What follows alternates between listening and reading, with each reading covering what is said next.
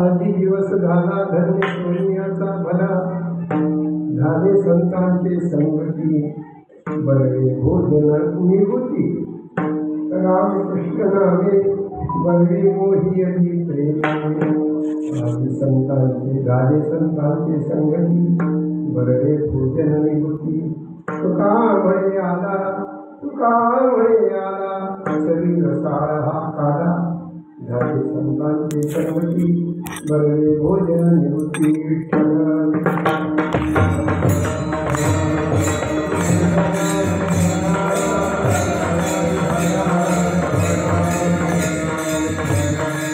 नमामि सद्गुरुं शान्तं सच्चिदानंद विग्रहं पूर्णकर्मफलानन्दं ईशमानन्दिवल्लभं सुखसागर परमानन्दं मूर्ति गोपाळ गोधन चंदू पक्षीश्वापराधयाचा बिंदू वाहे गोविंदू पावाचंदे मग वैकुंठ पीठीचे लिंग जो निगम पद्माचा पराग निर्णयाचे निहे जग अंग छाया राया जो निर्मळ निष्कलंक जो कृपाळू शरणागता प्रतिभाळू शरण्य जो नमो ज्ञानेश्वरा.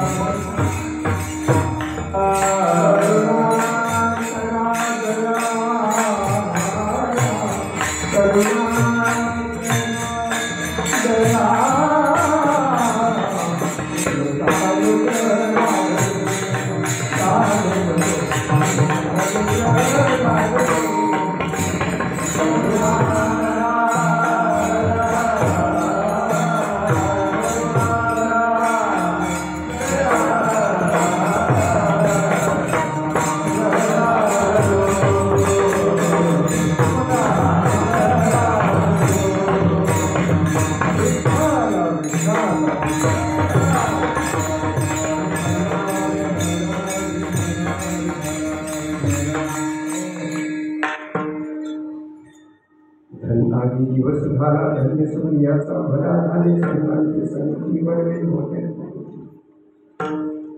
आनंद कंद भगवंताच्या कृपेनं संत सज्जनांच्या कृपा प्रसादानं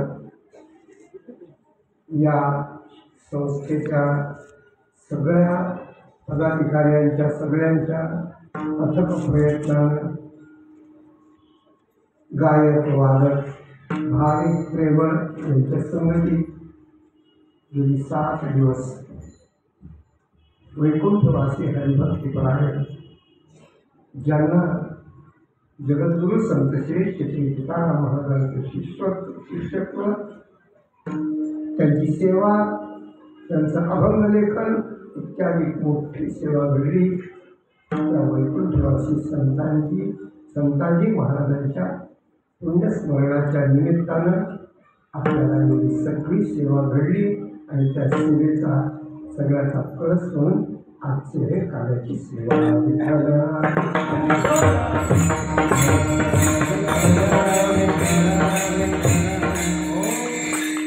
माणसं म्हणतात सेवा केल्याशिवाय देवा मिळत नाही, पण एक गोष्ट अशी आहे की जगात किती मिळणार देवा मिळतो पण सेवा मिळत नाही. बरं, सेवा मिळणं ही अवघड गोष्ट आहे.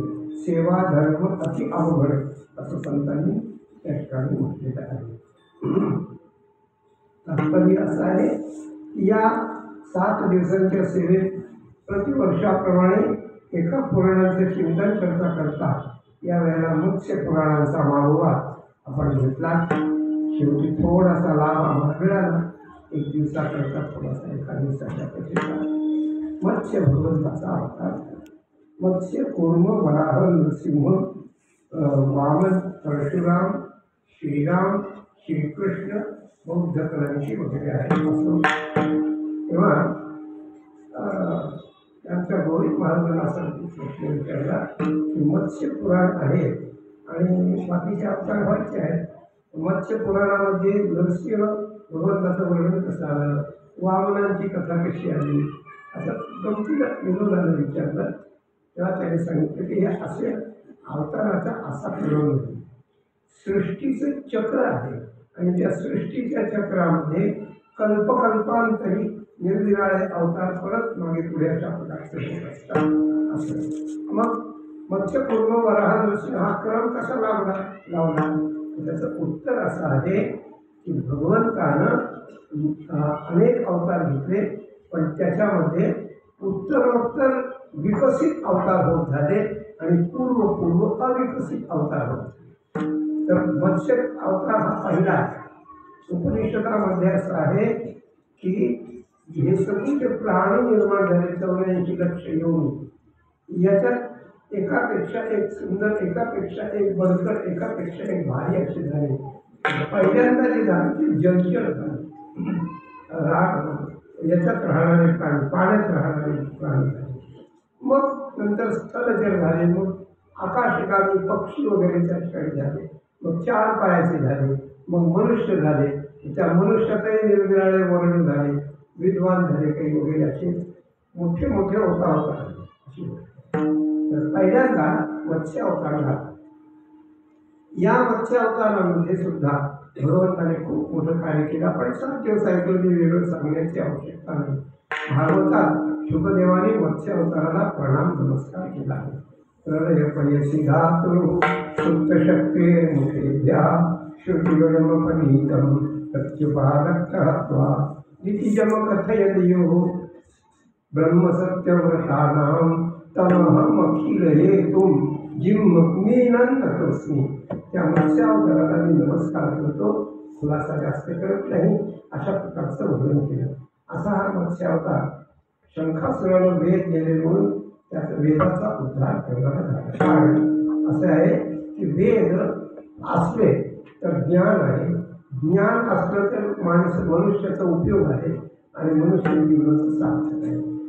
वेदच नसले तर मनुष्य जीवनाचं सार्थक नाही, असं एकंदर असल्यामुळे ते त्याने घडून गेले. परंतु वेदास मीन मासा जलचर.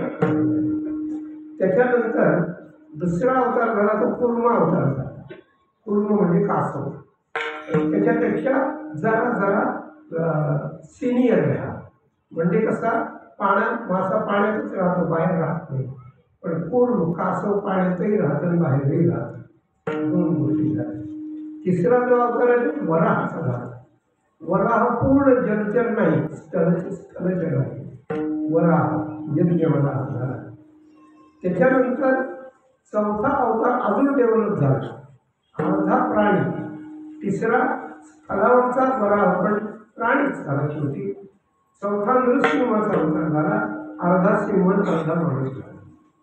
पाचवा पुरा माणूस झाला, म्हणजे डेव्हलप विकास झाला कधी. पाचवा पुरा माणूस झाला, पण लहान वयातला मोठा झाला वामनाचा. लहान मुलाला कमी कळतं मोठ्या माणसापेक्षा. सहावा अवतार झाला, त्याच्यापेक्षा विकास झाला, तो परशुराम झाला. परशुराम म्हणजे मोठा झाला, पण जरा तिरसट स्वभावाचा झाला. क्षत्रियाला नष्ट केलं वगैरे वगैरे. सातवा अवतार रामचंद्रांचा झाला, तो मात्र अत्यंत आचारशील धर्मशील असा झाला, म्हणजे मनुष्यत्वाचा विकास होत गेला.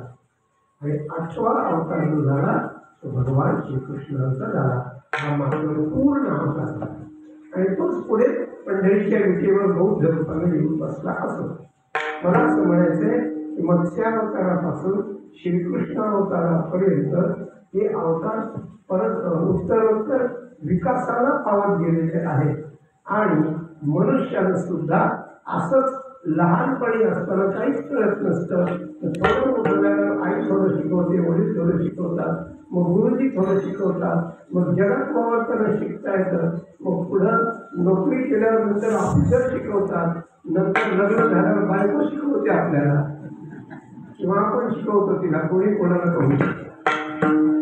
असं करता करता करता मनुष्याचं जीवन पूर्ण व्हावं. म्हणून तुम्ही मत्स्यावताराची कथा ऐकता ऐकता मत्स्यावतारापासून आज कृष्णाची कथा ऐकायला आला. मत्स्यावतारापासून कृष्णावतारापर्यंत तुम्ही एवढा प्रवास मोठा, भगवंताच्या 10 अवताराचा एवढा प्रवास तुम्ही फक्त 7 दिवसातच केलेला आहे. पण एवढी गोष्ट तरी आहे की कीर्तन झाले सुरू 12:30 वाजता. आता ते किती काळ केलं जाणार, करावं लागणार. तर मला माहिती आहे की मी संतांची संगती झाले, भोजन पंगती सांगणार आणि तुम्हाला मात्र भूक लागलेली असते. तुम्ही म्हणाले सांगायचं पुढे झाला तर आता जेवायला बसू द्या, लवकर आवरा, असं कसा अर्थ होईल. असं विनोदाचा भाग सोडून द्या. अशा प्रकारचा या मत्स्यावताराची कथा झाली. आणि श्रीकृष्ण अवतार हा पूर्णतम अवतार आहे. अशा पूर्णतम अवतारामध्ये काय केलं पाहिजे, संतांजी महाराजांचा विचार केला तर संतांजी महाराज हे जगद्गुरु तुकाराम महाराजांच्या बरोबर भोजन केलेले आणि काळ खाल्लेले आहे.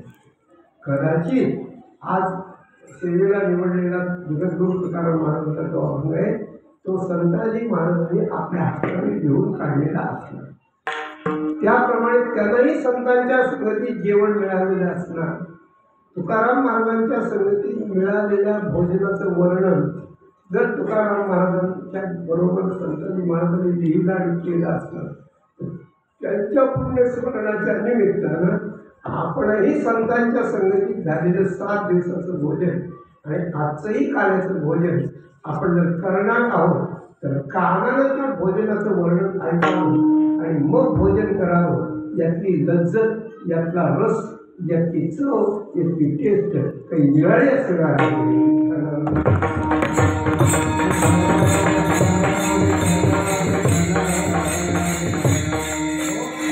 मनुष्याचं असं आहे की मनुष्याने कोणती गोष्ट चांगल्याची चांगली करावी, बरं का. कपडे चांगल्यातले चांगले घालावे, बोलणं चांगल्यातलं चांगलं करावं, एखाद्याकडे चांगल्या दृष्टीनं पाहावं, एखादी गोष्ट कोणती करायची चांगली करावी. त्याप्रमाणे भोजनही चांगल्यात चांगलं. चवी चवी घेऊ घास ब्रह्मरस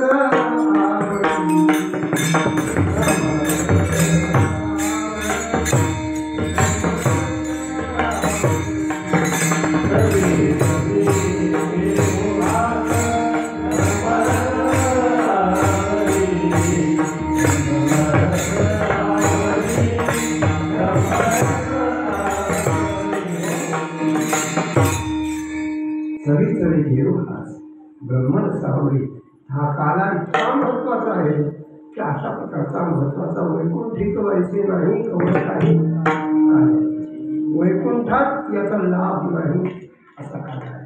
भगवान श्रीकृष्णांनी गोपींची रास केला तो सर्वोच्च गाजला, ही गोष्ट खरी आहे. परंतु काल्याच्या प्रसंगाची जी तृप्ती आहे ती त्या गोपींना तेवढी झाली नाही. नाहीतर आणि चंचो ययु सर्वे काय ब्रह्मरात्रोपावृत्ते वासुदेवानुमोदिता अनिच्यन्त्यो ययुर्गोप्यः स्वग्रहान भगवत्प्रिया.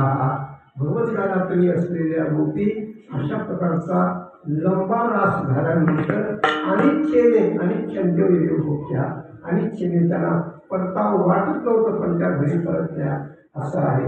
आणि काला जो भगवंताला दिला म्हणून काल हा सर्वोच्च प्रकारचा मानला जातो. अशा काल्याचं भोजन तुकाराम महाराजांना त्या ठिकाणी जे घडलं त्याचं भोजन कसं असा. दोन गोष्टी आहेत. आता मला वेळ नाही सांगायला, थोडक्यात मी आवडणार आहे. परंतु व्यवहारातल्या भोजनाच्या पद्धती आणि रूपकाच्या दृष्टीने परमार्थातल्या भोजनाची पद्धती. आधी दिवस झाला धन्य सोनियाचा भला. तुकाराम महाराज म्हणाले आजचा दिवस सोन्याचा झाला, भला झाला, धन्य झाला. धन्य झाला, भला झाला, सोन्या, तीन विशेषण. का कशामुळं? आता मला जेवण चांगलं मिळालं,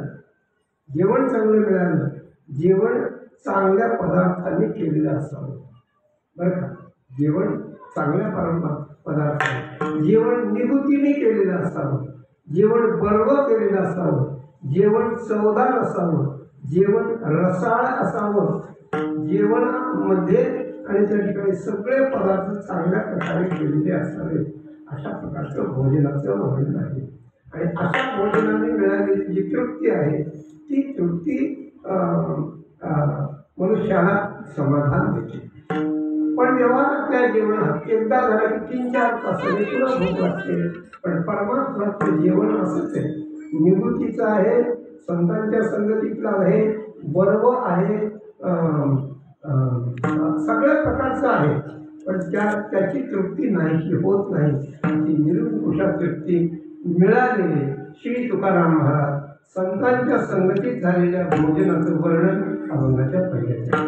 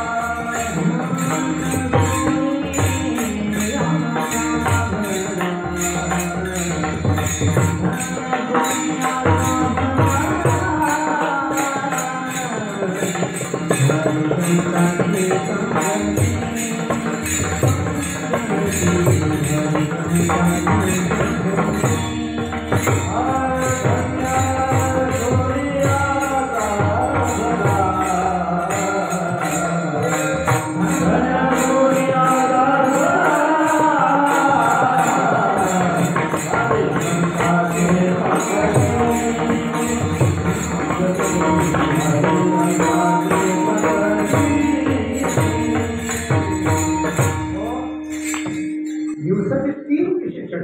भला म्हणजे श्रेष्ठ, सगळ्यापेक्षा चांगला असा. सोनियाचा म्हणजे किमती झाला, मूल्यवान झाला, त्याची किंमत जगत करता येत नाही असं झालं, बरं का. सोनियाचा म्हणजे किमती मूल्यवान अशा प्रकारचा झाला. भला म्हणजे सर्वश्रेष्ठ झाला आणि धन्य झाला याचा अर्थ असं कोणालाच मिळत नाही, ते आम्हाला त्या ठिकाणी मिळालेलं आहे. ते महत्त्वाचं असतं की जे आपल्यालाच मिळतं कोणाला मिळत नाही.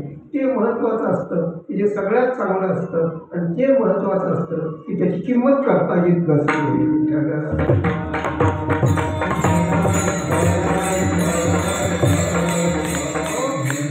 आधी सोनियाचा विनोद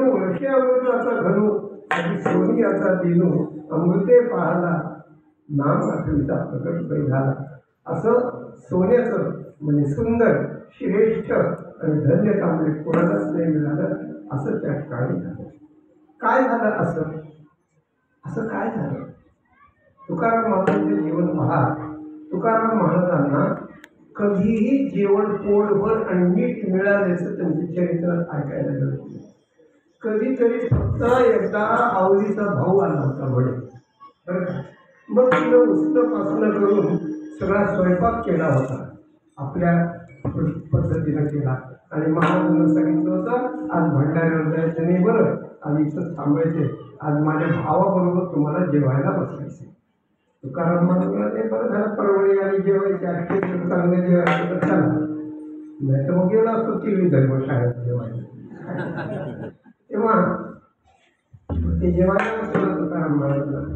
आता त्या आवडीबाईला भाऊ आल्यामुळे इतका आनंद झाला होता, इतका आनंद झाला होता की तिनं स्वयंपाक करता करता तिला भानच राहिलं नव्हतं.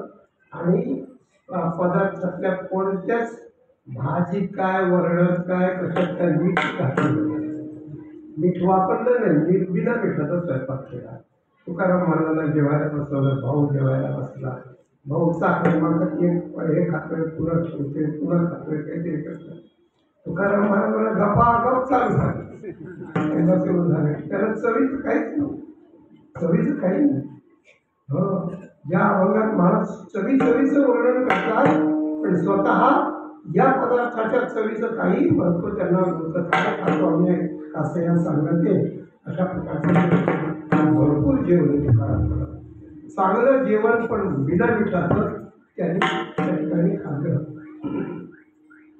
आणि भाऊ साखर पाकर मोठ्या घरचा होता, पुण्याचा पाणी गुळ्याचा मुलगा होता. तेव्हा ते झालं, तिला काही कळलं काय झालं, पण ठीक आहे. आता ती जेव्हा जेवायला बसली त्यावेळेला आलं, बाई कपाळाला हात लावला, म्हणला एक मीठ कसं घातलं नाही, मीठ घातलं नाही म्हणजे चव नाही आली, चव नाही आली म्हणजे भावाचं जेवण झालं नाही, आणि जेवण नाही झालं म्हणजे इतकं काही खटपट व्यर्थ झाली. मग काय विचित्र स्वभावाचा माणूस, आपलं काही बिघडलं तर कोणाच्या तरी माथावर खापर पडतो.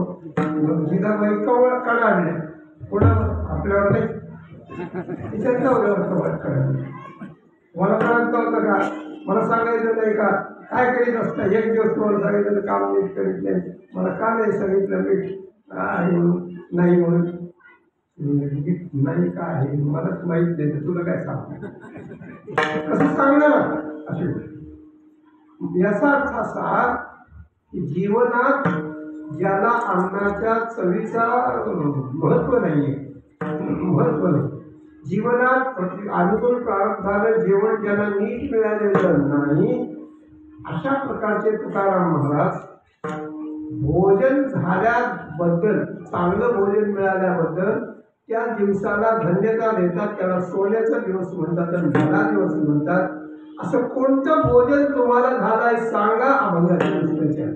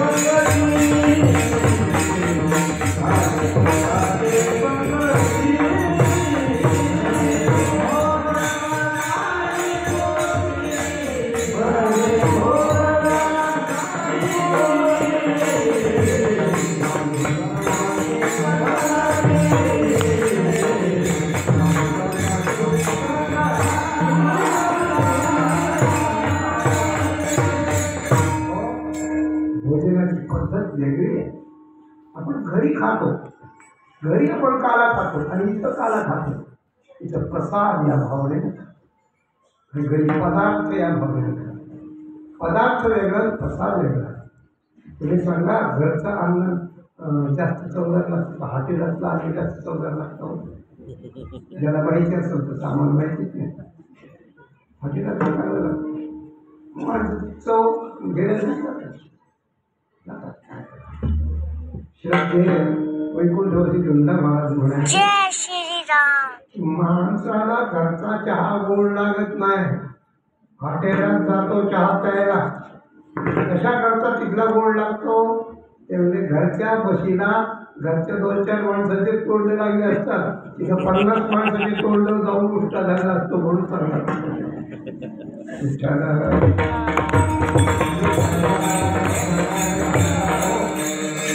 व्यावहारिक पदार्थ आणि व्यावहारिक चविष्टपणा ही स्वतंत्र प्रकारची गोष्ट आहे. ऐका, साधं भोजन असलं तरी आपण एखाद्या साधूच्या बरोबर जर जेवायला बसलो तर आपण म्हणतो आज महाराजांच्या पंगतीचा लाभ आम्हाला. भोजन साधंच पण त्याच्यात प्रसादाचा भाव असतो. म्हणजे व्यवहाराच्या जेवणात सुद्धा चांगले चविष्ट चमचमीत पदार्थ खाणं हे जिभेचे चोचले आहे. आणि एखाद्या साधूच्या संगतीत आपल्याला प्रसाद साधका मिळाला आणि तो कण्याक असला तुकाराम महाराजांच्या विदुराच्या कण्याक असला पण देवाला अशी गोष्ट आहे. म्हणून संतांच्या वाङ्मयामध्ये देवाच्या पंक्तीतलं भोजन, संतांच्या पंक्तीतलं भोजन हे सामान्य माणसाच्या भोजनापेक्षा निराळं राहिलेलं आहे. संगती पंगती देवास वेग, संगती पंगती देवास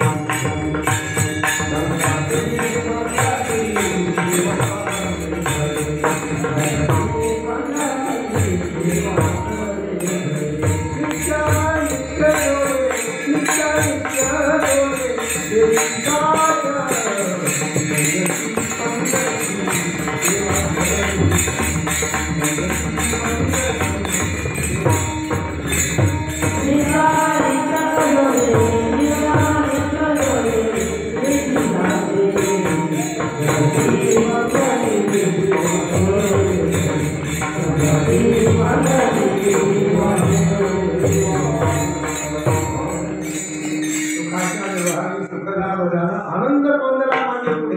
कशामुळे? संगती पंगती आहे. संगती देवासने घडते, देवाची संगती घडते आणि देवाच्या पंगतीला त्या ठिकाणी बसता येतं. पंक्तीला नाही बसता आलं मागून उच्चिष्ट तरी खाता येतं. नामामुळे जेव्हा तुम्ही जेव्हा प्रसाद हा तेव्हा काहीतरी प्रसाद मिळतो. तसा संतांचा प्रसाद अशा प्रकारचा मिळतो. उच्चिष्ट भोजनो दासास सर्व माया जये म्हणजे उद्धवाचे उद्गार एका स्कंदामध्ये की मी तुम्हाला नैवेद्य समर्पण करून मग तुमचं उच्चिष्ट भोजन मी करतो, म्हणून मला मायेवर विजय मिळवण्याची ताकद अशी गोष्ट आहे. उच्चिष्ट भागवताच्या महात्म्याच्या म्हणजे प्रथम स्कंदाच्या नारदांच्या कथेमध्ये नारदांना उच्चिष्ट संतांचं मिळालं म्हणून त्यांचं जीवन एवढं मोठं झालं. म्हणून संतांचं उच्चिष्ट खावं, संतांचं उच्चिष्ट उत्तर बोलावे, संतांनी केलं ते करावं, करू केलं ते अशी गोष्ट आहे. म्हणून संतांच्या संगतीत झाले, संतांची संगती बरवे भोजन निवृत्ती. संतांच्या संगतीतलं भोजन आता आज दिवस सोन्याचा झाला, भला झाला आणि धन्य झाला. 3 विशेषण आजच्या दिवसाला आहे. कशामुळे? भोजन झाले. आता भोजन कसे झाले त्याची गोष्ट बघा. पहिलं वैशिष्ट्य संतांच्या संगतीत झालं. दुसरी गोष्ट बरवे झालं. बरं म्हणजे चांगल्या प्रकारचं झालं, श्रेष्ठ झालं, बरोबर झालं म्हणजे चांगले पदार्थ होते. बरं ठीक आहे. अजून काय? निवृत्ती झाली. निवृत्ती काय आहे? निवृत्ती अशी आहे की एखाद्या बाईनं स्वयंपाक करताना निवृत्तीनं केला पाहिजे. तांदूळ आहे, डाळ आहे, ती मिसळून घेतली पाहिजे. त्याच्यात खडे तसेच अर्धे खडे असलेलं जर त्या ठिकाणी भात शिजायला टाकला तर नवरा काय म्हणेल बरं, आरती वाळेल का बायको फार चांगला भात केला नाही ना, तो निवृत्तीने केला. कामावले तरी कामामध्ये तरी रुची आणि जोडे श्लाघ्यता आहे असं पुढे. रुची जोडली पाहिजे श्लाघ्यता म्हणजे तिनं जर निगुतीनं भोजन केलं म्हणजे चांगलं निसून टिपून घेतलं, चांगलं व्यवस्थित शिजवलं, पाणी जास्त नाही कमी नाही टाकलं, चाचणी येईपर्यंत व्यवस्थित केलं, त्यात तिखट मीठ सगळं प्रमाणात घातलं, असं सगळं जर त्या ठिकाणी चांगलं केलं तर जेवणाला रुची येते आणि तिला श्लाघ्यता जोडते. श्लाघ्यता म्हणजे मोठे होते. वहिनी काकू किती छान स्वयंपाक केला तुम्ही, अहो अन्नपूर्णाचे तुम्ही साक्षात, आज आम्हाला खूपच आनंद झाला, तिला श्लाघ्यता जोडते. आणि त्यानंतर म्हणून निगुती भोजन झालं पाहिजे अशी गोष्ट आहे. भोजन करताना सुद्धा निगुतीच असते. त्या पेशव्यांच्या काळामध्ये एक पंगत होती, पेशवे वगैरे असे सगळे होते आणि पंक्तीला सगळे लोक आले होते. माझ्यासारखा एक आडाणी माणूस पण गेला होता त्याच्यात, तर ते सगळं वाढलं होतं. सगळं वाढलं होतं, गुलाबजामुन, श्रीखंड, आम्रखंड वगैरे वगैरे सगळं होतं. सगळ्यांच्या मध्ये एक वाटी ठेवलेली होती, त्या वाटीत पाणी घातलं होतं, थोडा केशरी रंगाचं पाणी होतं. आणि सगळे पदार्थ काढले, पाहिले, हे आणून केले तर ठीक आहे, हे पाण्याची वाटी कशाला बरी, ही कशाला दिली कोणाला माहिती. मग त्याने घेतली ठेवून टाकली का ठेवून. सगळे लोक खदा खदा हसले, त्याला कळलं नाही. पण लोकांचा भाव असा होता की मोठ्या ठिकाणी जेवणाची पद्धत मोठीच असते, निगुतीचीच असते. काय आहे की आपण श्रीखंड खाल्लं आणि गुलाबजामुन खायला लागलं की त्या श्रीखंडाचा आंबटपणा गुलाबजामुनला लागतो. म्हणून एका पदार्थाची चव दुसऱ्या पदार्थाची हातानं इकडे इकडे झाल्यामुळे लागू नये म्हणून एक पदार्थ खायचा, त्या वाटीत बोटं धुवायचे, मग दुसरा पदार्थ घ्यायचा. म्हणजे सॉलिड ज्याची जशी चव आहे, जशी टेस्ट आहे, तशी त्या ठिकाणी लागते. याकरता त्या मोठ्या घरच्या भोजनात केशराची वाटी ठेवली होती आणि येडं फुकलं गेलं तरी ठेवून त्याला कळलंच नाही की काय करत. तुम्ही पण हसला तर जाता त्याला, मला कशाला हसलं, त्याला हसला. विनोदाचा भाग सोड. याचा अर्थ असा की स्वयंपाकाची जशी निगुती आहे तशी याची निगुती आहे. पण संतांच्या संगतीतल्या बलव्या भोजनाची निगुती काय आहे, नेमकी काय आहे, त्याचं वर्णन महाराज तिसऱ्या कृष्ण नामे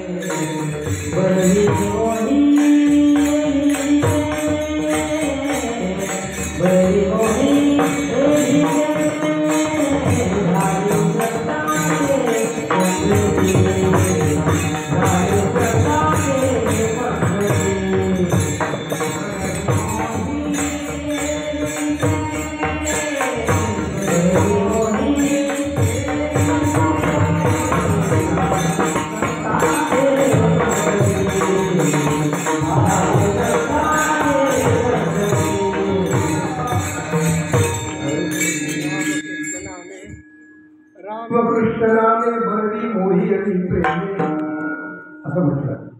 आता तो अभंग आहे ना, अतिशय अलौकिक अभंग आहे. मला वेळ नाही जास्त, पण पहिल्या चरणापेक्षा दुसरं चरण महत्वाचं आहे, दुसऱ्यापेक्षा तिसरं चरण महत्वाचं आहे आणि तिसऱ्यापेक्षा चौथं चरण महत्वाचं आहे. आपण तिसऱ्या चरणाकडे जात आहोत. पहिलं चरण आहे की आजचा दिवस महत्वाचा, आजचा दिवस सोन्याचा मौलिक गेला, भला म्हणजे श्रेष्ठ गेला, आज आम्ही धन्य झाल्याचा पाणी.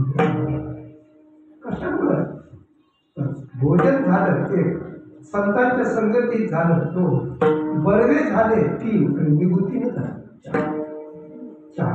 थोडक्यात पाहिलं आपण असं चार प्रकारानं चार वैशिष्ट्य असलेलं भोजन झालं.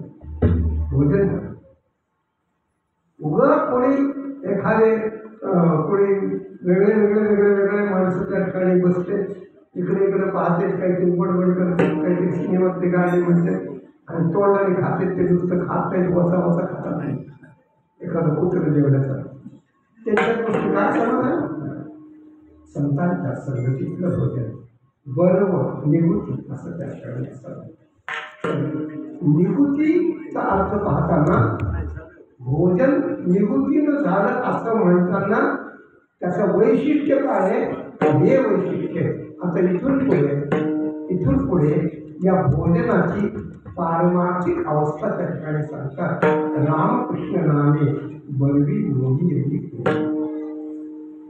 काय आहे, आम्हाला बटाटे वडा खायला मिळाला, आम्हाला दुधाचे वडे खायला मिळाले, आम्हाला अमुक खायला मिळालं. नाही. आज हे सगळं तळलं होतं ते साजूक तुपात तळलेलं होतं. असा भारी माग होता सगळा. तर भोजन करणं म्हणजे तृप्ती मिळवणं. तृप्ती जर जीवनात मिळवायची असेल तर विषय नको वाटले पाहिजे, विषयाचा बीट आला पाहिजे. विषयाचा बीट येऊन आत्मतृप्तीनं समाधानाचं जीवन जगण्याकरता मनुष्यानं संतांच्या संगतीत भगवंताचं नामस्मरण करावं लागतं. हे भोजन आहे आणि हे नामस्मरण नुसतं नाही करायचं. नाम घेत संतांच्या संगतीत एक, दुसरं नाम, तिसरी गोष्ट हे नाम घेताना प्रेमानं ते मोहिलेलं असलं पाहिजे. मोहिलेलं असलं म्हणजे मोह शब्द आहे, तर इथं मोह शब्द त्या अर्थानं नाही, माया मोह या अर्थाने.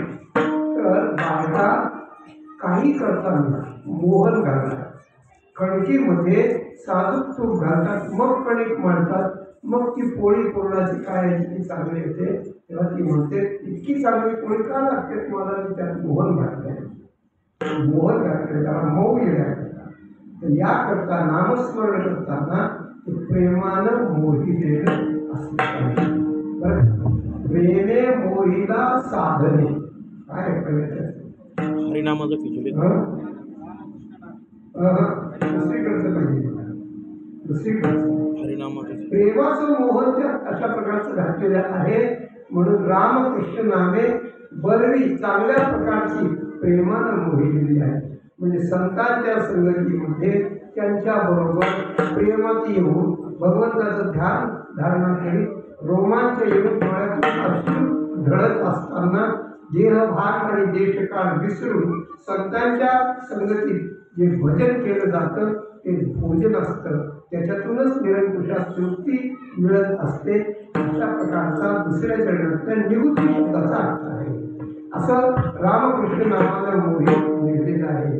आणि ज्याच्यामुळे आज दिवस धन्य झाला, भला झाला, सोनियाचा झाला, ज्या भोजनाचं निवृत्तीपण बरवेपण याचे वैशिष्ट्य सांगितले, ज्याच्या निवृत्तीचा खुलासा रामकृष्ण नामे असं सांगितलं.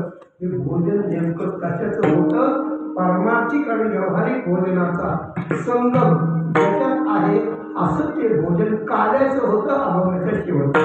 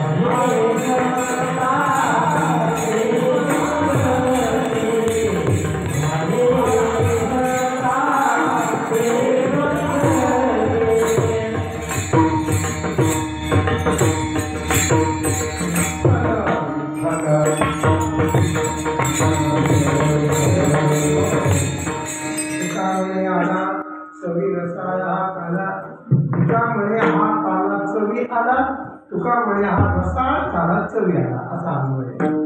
रसा झालेला काळ असल्यामुळे चवी आणायची चव वेगळीच. रामकृष्ण नाम त्याच्यात प्रेमाचं मोहन घातलेलं अशा प्रकारचं ज्याच्यात योजना आहे असं संतांच्या संगतीत झालेलं बरोबर आणि निवृत्तीचं जे भोजन आहे की ज्याच्यामुळे आमचा दिवस धन्य झाला, भला झाला, सोनियाचा झाला, असं जे त्या ठिकाणी आहे ते भोजन चवदार आहे. चवदार आहे. किती चांगलं केलं आणि किती पण चांगलं वाढलं आणि किती खाल्लं त्याची चवच नाही आली तर काय उपयोग. माणसं म्हणतात त्यात काय चव राहिली, त्याच्यात काही चवच नाही आली असं म्हणतात. चव ही 4 प्रकारात असते बरं का. 4 प्रकारात असते. पहिली गोष्ट अशी पदार्थात चव असते. पदार्थ चविष्ट असतो. काय आहे तिखट, मीठ, आंबट, गोड याचे ज्यावेळेला कॉम्बिनेशन होतं म्हणजे एक तिखट होतं त्यावेळेला त्याची चव वेगळी असते. मीठ, चिंच, मीठ आणि गूळ या तिन्हीचं प्रमाण जर बरोबर जमलं तर ती आमटी काही वेगळीच लागते. कोणतेही पदार्थ घ्यायचे प्रमाणात व्यस्तता नाही पाहिजे. सगळे आंबट गोड आणि काय आहे लिंबू साखर मीठ असतं ना. लिंबू आंबट असतं, साखर गोड असते, मीठ खारट असतं आणि या तिघांचं जर हे घेतलं आरोग्यालाही चांगलं असतं, चवीलाही चांगलं असतं सर्व केलं तर.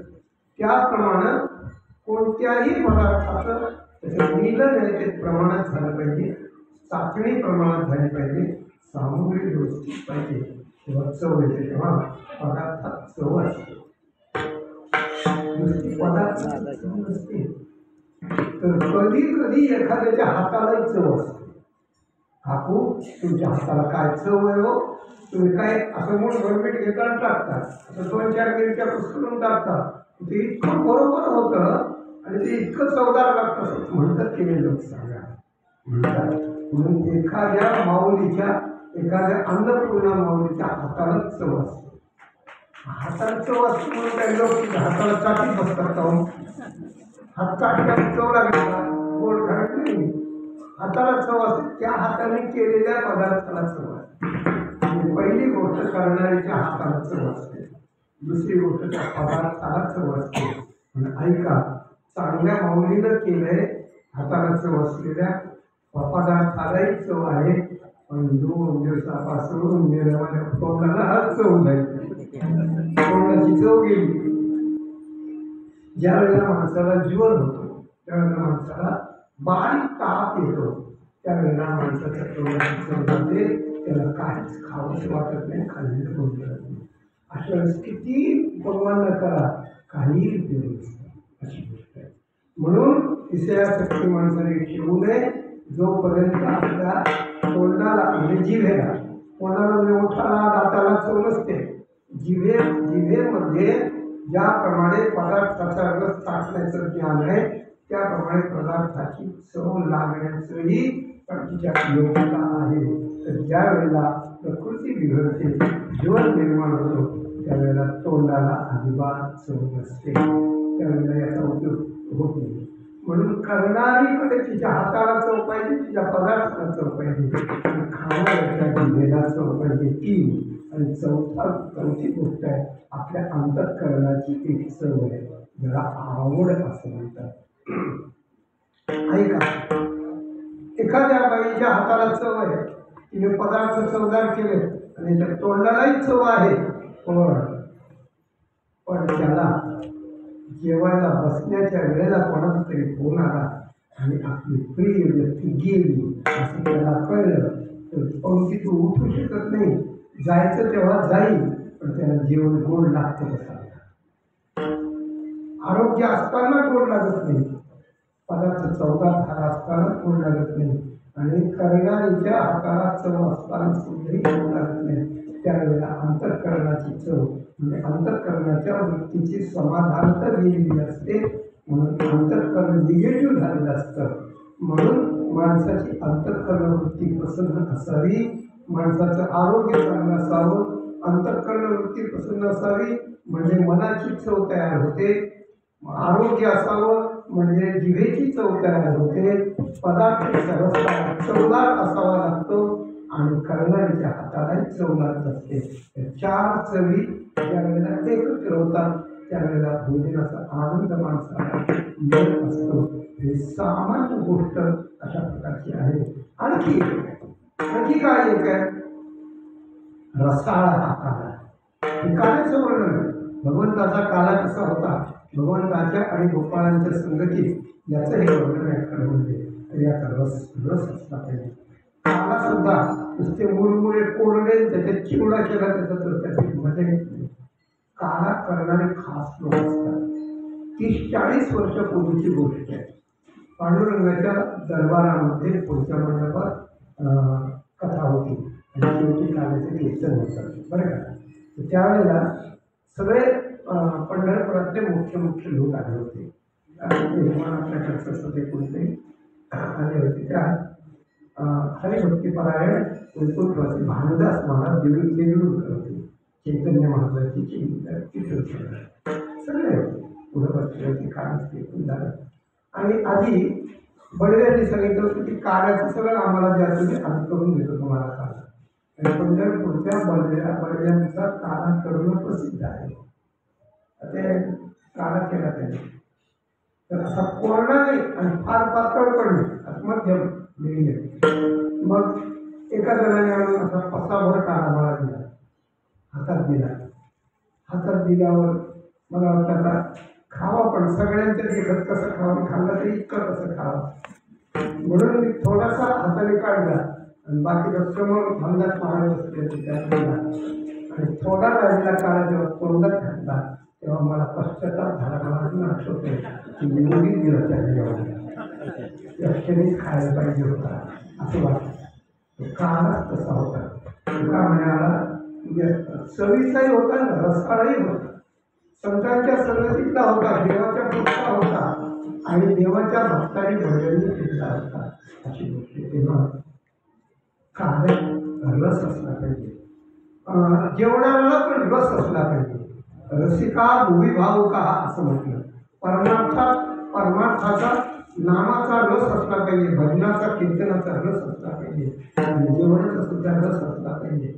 काहीतरी इकडे पाहते इकडे आहे ते काय झालं ते त्याला काहीच कळणार अशी गोष्ट. एखादे उत्तम पदार्थ करून माकडा पुढे ठेवले ते माकड चाळे करीत राहतं, दुसरं काय. आणि त्याच्या स्वभावाचा मनुष्य असला तर काय, चवीनं घास द्यायचा, जाणून घ्यायचं की हा पदार्थ किती सुंदर केला, काय तो कल्पकता वेचली असेल त्यात अशी गोष्ट आहे. म्हणून एकीकडे रस आहे, रस हा बुद्धीचा विषय, रस हा आत्म्याचा विषय, रसू पैसा हा आणि चव हा जिभेचा विषय अशा प्रकारचा आहे. म्हणून रसाळ काला आणि चवीनं त्या ठिकाणी मिळाला. म्हणून आज रसाळ काला चवीला आलेला आहे असं काल्याचं भोजन करताना महाराजांनी त्या ठिकाणी म्हटलं. पहिल्या चरणात आज जीवन धन्य झाला. कशामुळे? भोजन झालं म्हणून. कसं झालं? संतांच्या संगतीत झालं. अजून त्यात निगुती काय आहे तर रामकृष्ण नामे त्यात असलेलं प्रेम आहे. आणि एकीकडे व्यवहारातल्या भोजनापेक्षा संतांच्या संगतीत कार्यक्रमात अशा प्रकारचा काला खायला आवडतो. म्हणजे 2-3 नातू आहेत, कृष्णाने हरी माधव, त्याला काला खूप आवडतो. सतत काल्याचं कीर्तन नसतं, मग ते आईला त्यांच्या म्हणतात आई आज काला करायचा, भेळ करायची म्हणजे काळा करायचा, कृष्णाला दाखवून करा मग काळा होईल. हे सगळे पदार्थ आणतात, एकत्र करतात आणि काळा करतात, देवाला दाखवून घेतात. कधी पण त्याला वाटतं. याचा अर्थ असाच आहे की काला हे भोजन व्यवहाराच्या दृष्टीने सुद्धा पदार्थ म्हणून आहे आणि ज्याच्यात संत संगती आहे, ज्याच्यात चवी आहे, ज्याच्यात निवृत्ती आहे, ज्याच्यात रामकृष्ण नामस्मरण आहे, ज्याच्यात आणि प्रेम आहे आणि अशा प्रकारचा रसाळा काला म्हणजे परमार्थाची योग्यता दोन्ही पण अर्थ आहे. तुकाराम महाराज म्हणाले की मला जीवनात चांगलं जेवण मिळालं नसेल, परंतु संतांच्या संगतीत अनेक वेळा मी असा रसाळ चवदार काला खाल्लेला आहे. आणि रामकृष्ण नामाचं साधन मी संत संगतीत केले असल्यामुळे मला ब्रह्मरूपाचा काला आणि देवभक्तांच्या ऐक्याचा काला भगवंताच्या कृपेचा काला मला त्या ठिकाणी मिळालेला आहे. आध्यात्मिक काला जीव ब्रह्मत्याचा मिळालेला आहे. दही भाताचा काला संतांच्या संगतीत मिळालेला आहे. आणि हरिनामाचा खिचडी काला पण मला माझ्या साधनेत त्या ठिकाणी मिळालेला आहे. असं म्हणून आज संतांच्या संगतीत माझं भोजन झालं. आपणही भोजन करणार आहात. मी आपला जास्त वेळ घेणार नाही.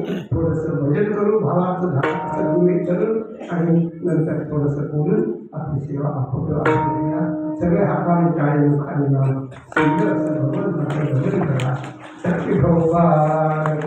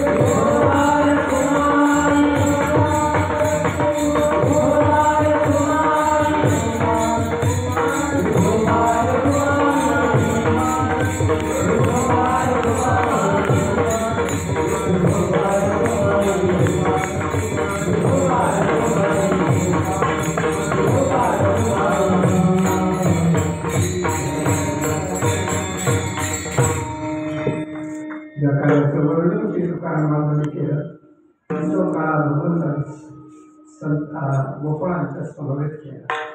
तुकाराम महाराज हे कार्याचं वर्णन करताना एका गोपाळाच्या म्हणून इथं देवाची संगती आहे ती संताची. कोण संत आहे? आणि गोपाळच संत आहे. गोपाळाच्या पेक्षा मोठी संत कोणती आहे? आणि देवही यांच्याजवळ संत बनलेला आहे. इतर वेळा कोड्या करताना देव कोडकर आहे, पण गोपाळांच्या बाबतीत भगवान अत्यंत त्यांना जवळ घेऊन त्यांना प्रेमानं भरवीत आहे. म्हणून देवाकडेही संतत्व आहे, गोपाळाकडे संतत्व आहे. आणि त्यांच्या आणि सांगातीमध्ये त्यांना मिळत आहे. वैष्णव निका संभ्रम आणि त्यांना अधिकार नाही. जो निका वैष्णव आहे म्हणजे खरा वारकरी आहे, जो खरा भगवंताचा भक्त आहे, त्यांच्या संगतीत हा काला भगवंताला मिळाला. भगवान जेव्हा अवतार धारण करून गोकुळात आले त्यावेळेला त्या ठिकाणी खेळायला लागले. सावळी प्रतिमा घेऊन सुकुमार खेळत सुंदर गोकुळी रया त्या रूपे वेधले काय सावळी सुकुमार प्रतिमा घेऊन जो सुंदर परमात्मा निर्गुण निराकार असलेला गोकुळामध्ये सुंदरपणे खेळू लागला, त्या रूपानं मला वेध लावला आणि मला सगळं मी विसरून गेले अशी प्रकारची माहिती आहे. हा खेळ तो कुठे खेळत, भगवान कुठे खेळला? भगवान माता यशोदेच्या अंगणात खेळला. बरं का, रांगचं रंगडी जोडीचं दोन्ही असं त्या ठिकाणी खेळला, अंगणात खेळला. यशोदा माता, रोहिणी माता, सगळ्या माता असताना खेळला. त्याच्यानंतर मग गाई वासरामध्ये खेळला, गोधनामध्ये त्या ठिकाणी खेळला. त्याच्यानंतर गोपाळामध्ये खेळला. त्यानंतर वृंदावनात त्या ठिकाणी खेळला, वृंदावनात त्या ठिकाणी खेळला. आणि त्यानंतर सगळ्या राक्षसांच्या समोर युद्ध पण खेळला. पण सगळं वर्णन फार मिळत नाही. त्याचं गोपाळांच्या मध्ये जे खेळणं आहे ते खेळणं महत्त्वाचं मानलं जातं अशी गोष्ट आहे. हे खेळणं महत्त्वाचं मानलं जात असताना अगोदर भगवान कोड्या करायचं. एका घरी गेल्यानंतर ती गोपी घुसळण करीत होती. घुसळता भगवान त्याला लोकांना सांगतात, काय रे लोकांना पाहतोस, कशाला पाहतोस, कशाला? मला ठाऊक आहे, तेरे दिल की बात मैंने कळत आहे. गंधोडी चोरायचं आहे पण एक कळ सुद्धा मिळणार नाही तुला, अशा प्रकारचं. बरं, मग कन्हैया म्हणतो मला थोडं दे ना. नाही देणार. ठीक आहे, मग थोडं दे ना. मग आज जर थोडं नाही दिलं तर उद्या तुलाच मिळून मिळणार. कन्हैया म्हणतो त्या गोपीला, आज मला जर तू दिलं नाहीस तर उद्या तुला मिळणार नाही. तुम्ही काय मिळालं मला मिळालं काय झालं? त्यांनी म्हटलं दही जर नाही झालं तर लोणी कसं दिसणार, आणि घुसळायला जर दहीच मिळालं नाही तर लोणी कसं काढशील? म्हणजे दही तुला मिळायला काय झालं? म्हणजे दूधच जर घरात नाही आलं तापवायला तर दही कसं होईल? दूध का नाही यायचं? गाईनं दूधच नाही दिलं तर घरात कसं येईल? गाई दूध नाही दिलं तर घरात येणार नाही, घरात आलं नाही तर विरंग जाणार नाही, विरंग नाही दिलं तर दही होणार नाही, दही झालं नाही तर तुझ्याकडे येणार नाही आणि मग तुला लोणी मिळणार नाही. आणि घरात काय करायचं? दूध वासर सुटलं नाही तर गाय दूध कशी दिली? मग तिला डोक्यात क्लिक आली, ते डोक्यात दिवा लागला, वासरं नाही याचा अर्थ वासरं सोडून देते. बरं का? वासरं सोडून दे, वासरे सोडून दे. आणि मग ती बघायला गेली तर सगळे वासरे गेले. आता काय करावं? लोणी यायला लागलं होतं, त्याला गोडी लावून बोलायला लागले. वासरे काढले पाहिजे की आता कन्हैया जाऊ दे सगळं ते, मी येते वासरे घेऊन. कारण याला राग काही माणसाने जर उलट काम करून ठेवलं ना, त्याला खेचून आरून काही उपयोग नसतो, ते जास्त वेळ वापर करतो. म्हणून शहाणा माणूस सगळं जिरवतून करतो. तर ती शाही झाली होती ती वेळी लक्ष ठेव, मला लक्ष ठेवायला आलो कसे करता आलं नाही. मांजरी एखादी म्हणजे हा बोका उभा आहे, मांजर येऊ शकत नाही म्हणे ती गेली. आणि गेल्यानंतर त्यानं काय केलं तर वरवंटा घेतला, डेरा फोडला, लोणी सगळं खाऊन घेतलं, ताक वाहून गेलं.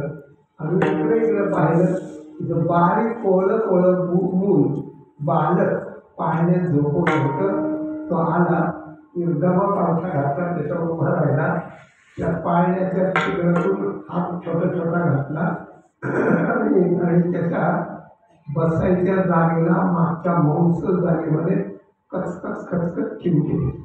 लहान मुलाला चिमटे घेतो असा सांगितो, डाव घे यशोदे, सांग आता आम्ही ढोकळी झाले का झाले. त्याला चिमटे घेतले. चिमटे घेऊन ते एकदम गाढ झोपलं होतं.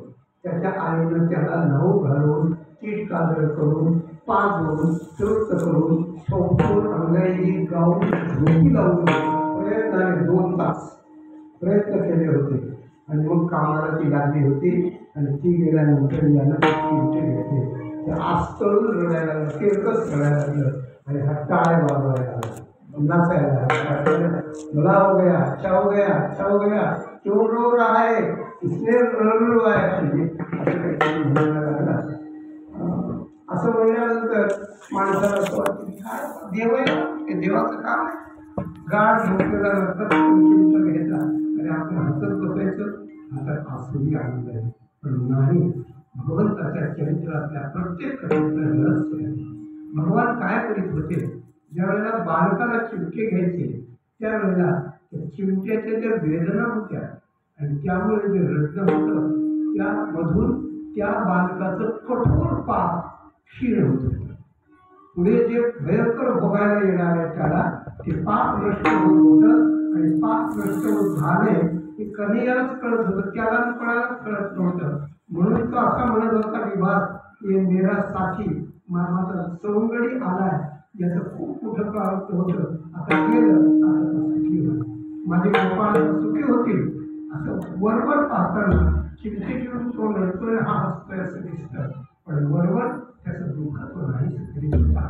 अशा प्रकारच्या लीला भगवंतानं अनेक प्रकारच्या केल्या. शेवटी आपल्या घरीही मागणी चोरी केली आणि मग यशोदा मातेनं सगळ्यांनी मिळून विचार करून भगवंताला गाई चालवण्याचा त्या ठिकाणी पाठवलं. ह्या सगळ्या पुढ्यांच्या मध्ये भगवंताच्या जवळ गोपाळ असायचे. त्या वागण्या पेजाची दामा त्यानंतर सुखा मुसुखा वगैरे हे असायचे. आणि हे चोरून खायला असायचे, पळून जायला असायचे, त्याला सहाय्य करायला असायचे. आणि या सगळी त्याची झालेली ही कृष्ण सेवा भगवंताला आवडली. आणि भगवंताने विचार केला की यांना आता या सगळ्या सेवेचं फळ द्यायचं. काला कुणाला मिळतो? तरी 7 दिवस इतकी सेवा केली असेल त्याला मिळतो, त्यांनी पुढे केला नसेल त्यालाही मिळतो, आमच्यासारख्याला अचानक आलेल्याला पण मिळतो. असो अशा प्रकारानं गाई चालायला गेल्यानंतर भगवंताने एक प्रोग्राम त्या ठिकाणी ठेवला. आज सगळ्यांनी शिदोरे आणायच्या, चकाचक सगळा माल आणायचा आणि माल आणून सगळ्या शिदोऱ्या त्या ठिकाणी सोडायच्या. अगोदर गाई चालायच्या, गाईंना तृप्त करायचं, त्यांना पाणी चालायचं, त्याला कदंबाखाली बसवायचं, खेळ खेळायचे, दिंडीत जायचं, दिंडीत नाचायचं आणि आल्यानंतर जरी बुवाचं कीर्तन लागलं तरी वाट पाहायची आणि मग आलेलं भोजन आल्याचं भोजन आपण त्या ठिकाणी करायचं. त्याप्रमाणे सगळं झालं. सगळे गोपाळचे त्या ठिकाणी उभे राहिले, भगवान मध्यभागी उभे राहिले. मिळत आपलं आकाश होतं.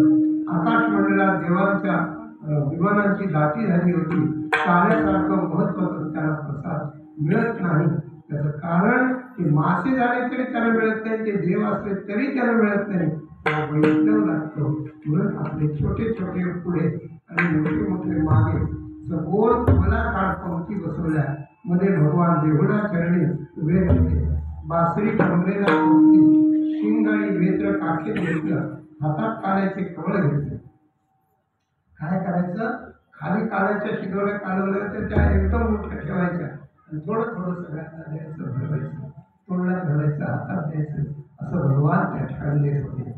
अशा प्रकारचं हे जे भोजन आहे सगळ्यांच्या घरी घरून 14 आणि रसाळ आलेलं होतं. त्याचा काळा केलेला होता. संतांची म्हणजे सगळ्या गोपाळांची एकमेकांना संगती होती आणि भगवान उभे होते. देवळा चरणी हातावर मोठा लोणचे, मिरची, असा चविष्ट पदार्थ अशा प्रकारचं होते. हे सगळं त्या ठिकाणी करीत भगवान त्यांना भरवीत होते. मुखात काल्याची चव होती. डोळ्यामध्ये भगवंताचं रूप पाहण्याचं समाधान होतं. कानामधून त्याची मंजुळवाणी ऐकत होती.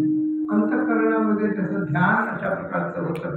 तसं इंद्रिय, मन, बुद्धी सगळं भगवंताच्या संगतीत होऊन या 14 आणि रसाळ काळा ते खात होते. तुकाराम महाराज एक गोपाळ त्याच्यात होते म्हणून त्याचं वर्णन त्याने त्या ठिकाणी केलेलं आहे. हे जसं वर्णन केलं आहे तसं भगवान शुकदेवांनी पण वर्णन केलेलं आहे. श्री शुकवाच बिभ्रतवेणुं जठरपटयोः शृङ्गवेत्रे च कक्षे वामे पाणं मसृणुकवलं तत्पदान्यङ्गुलीषु तिष्ठन्मध्ये स्वपरिसुहृदौ हासयन् नर्मभिस्वैः स्वर्गे लोके विशति भोजे यज्ञभो बालके कुण्डली